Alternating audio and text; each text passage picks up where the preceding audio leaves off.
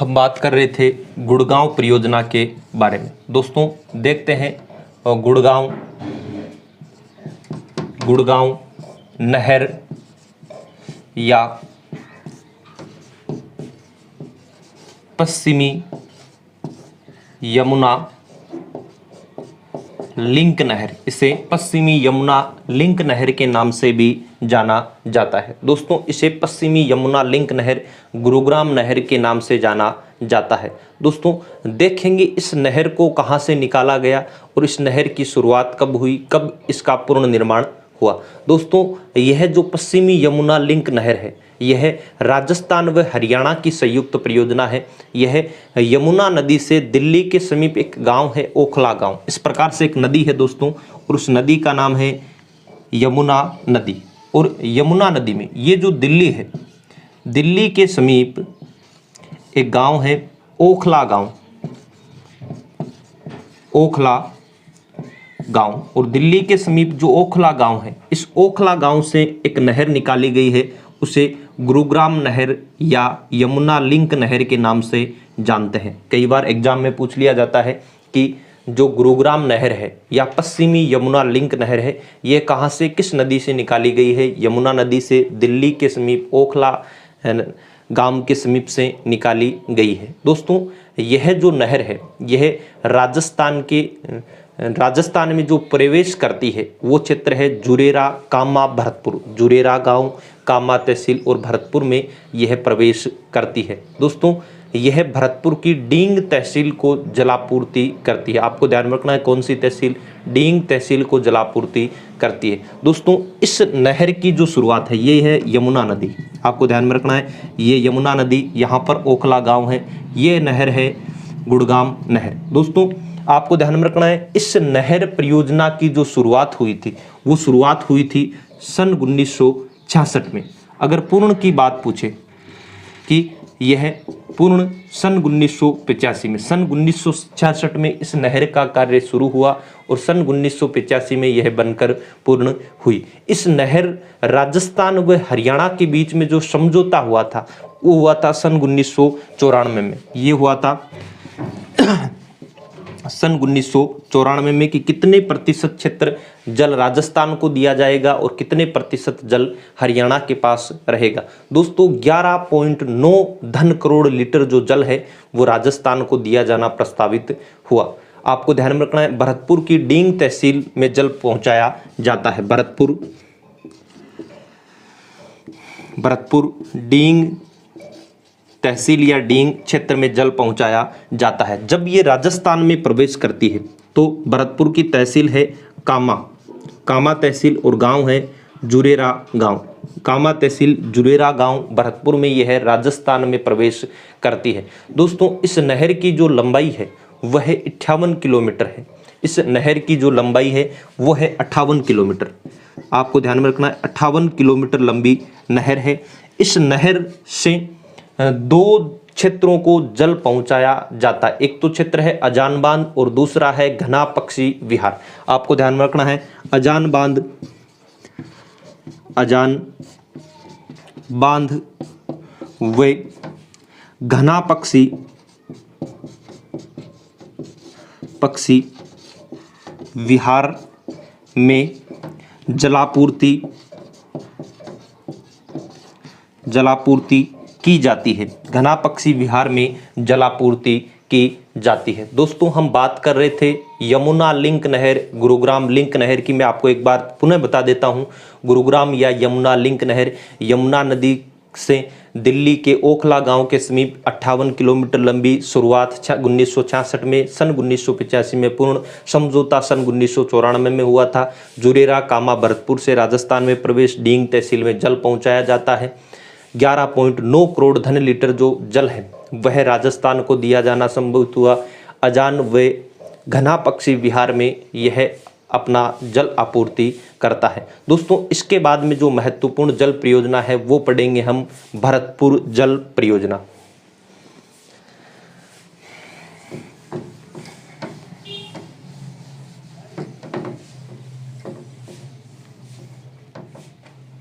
देखेंगे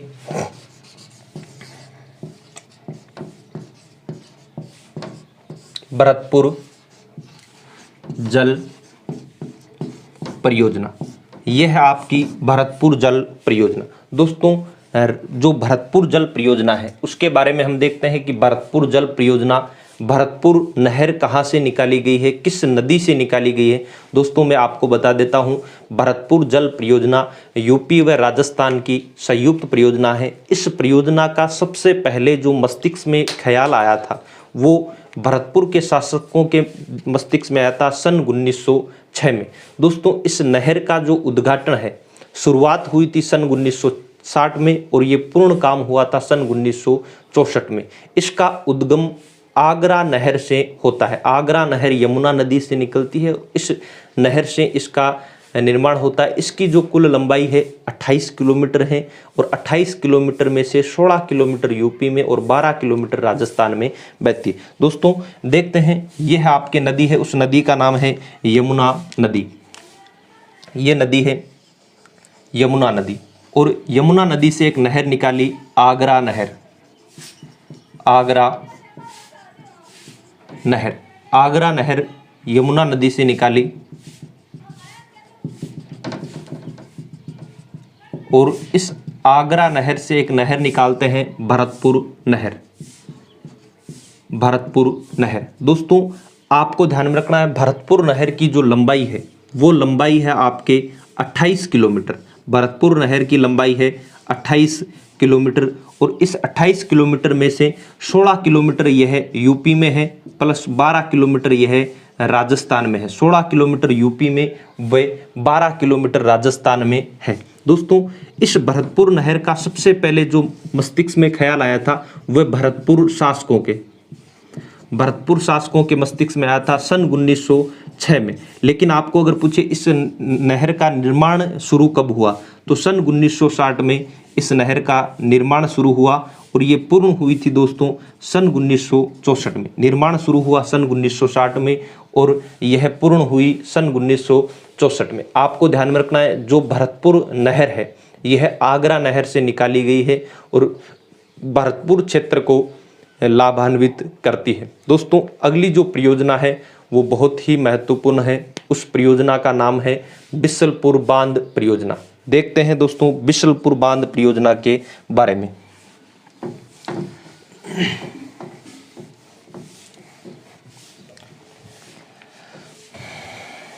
यह है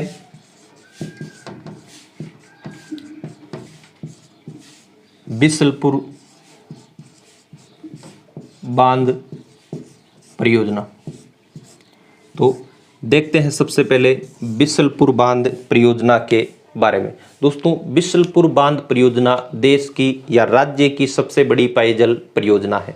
इस परियोजना की जो शुरुआत है वह सन 1988-89 में की गई। दोस्तों इस परियोजना की जो शुरुआत है, बिशलपुर बांध की जो निर्माण कार्य है सन 1988-89 में किया गया और यह पूर्ण हुआ था सन 2000 में। इसका जो कार्य है पूर्ण हुआ था सन 2000 में।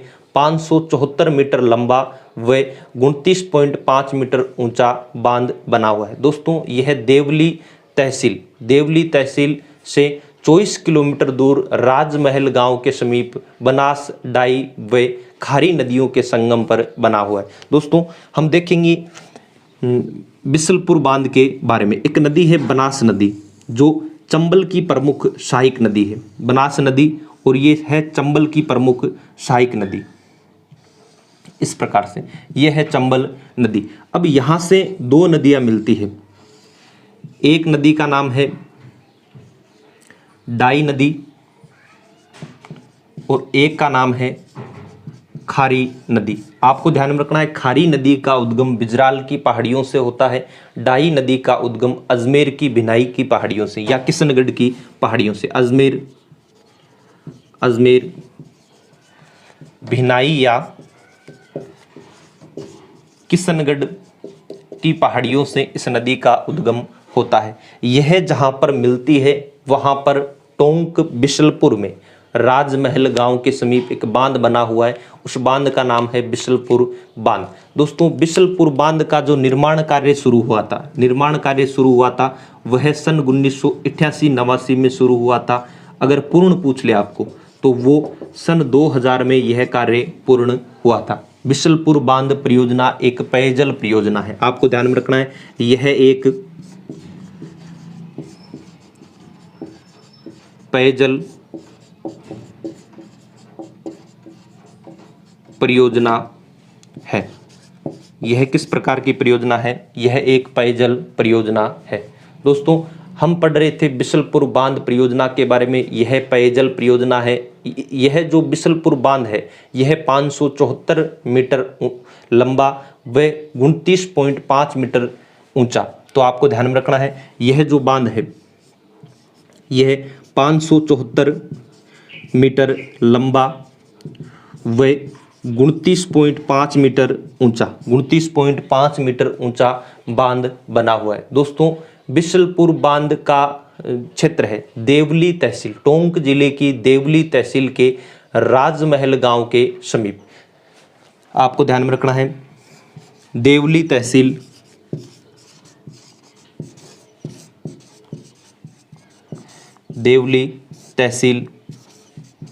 राजमहल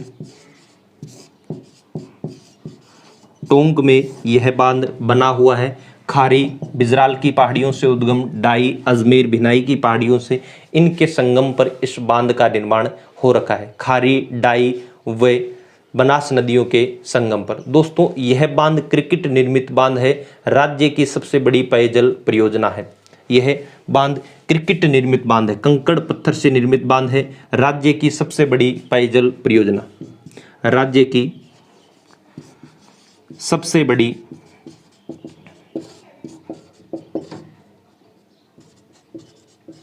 पेयजल परियोजना। दोस्तों आपको ध्यान में रखना है, इस पेयजल परियोजना से जयपुर, अजमेर व टोंक जिले को जलापूर्ति की जाती है। अजमेर, जयपुर, टोंक, आपको ध्यान में रखना है, अजमेर, जयपुर, टोंक जिले को जलापूर्ति की जाती है। दोस्तों एक बार मैं पुनः आपको बता देता हूं बिशलपुर बांध के बारे में। बिशलपुर बांध एक पेयजल परियोजना है। सन 1988-89 में कार्य शुरू हुआ, 2000 में पूर्ण हुआ। 574 मीटर ऊंचा, 29.5 मीटर लंबा है। देवली तहसील राजमहल टोंक के समीप यह बांध बना हुआ है। दोस्तों बनास खारी डाई के संगम पर बना हुआ है, क्रिकेट निर्मित है, राज्य की सबसे बड़ी पेयजल परियोजना है। जयपुर, अजमेर, टोंक को जलापूर्ति की जाती है। तो ये हमने पढ़ा था बना है बिशलपुर बांध। दोस्तों कुछ इसके साथ में अन्य जो बांध है उनके बारे में बात करते हैं। आपको ध्यान में कई बार पूछ लिया जाता है गरदड़ा परियोजना किस जिले से संबंधित है? तो गरदड़ा परियोजना बूंदी जिले से संबंधित है। आपको ध्यान में रखना है, गरदड़ा परियोजना किस जिले से संबंधित है। आज की कक्षा के 2 क्वेश्चन आप बताएंगे तकली परियोजना किस जिले से संबंधित है, तो दूसरी परियोजना आप बताएंगे लाहसी परियोजना किस जिले से संबंधित है। जय हिंद, जय भारत।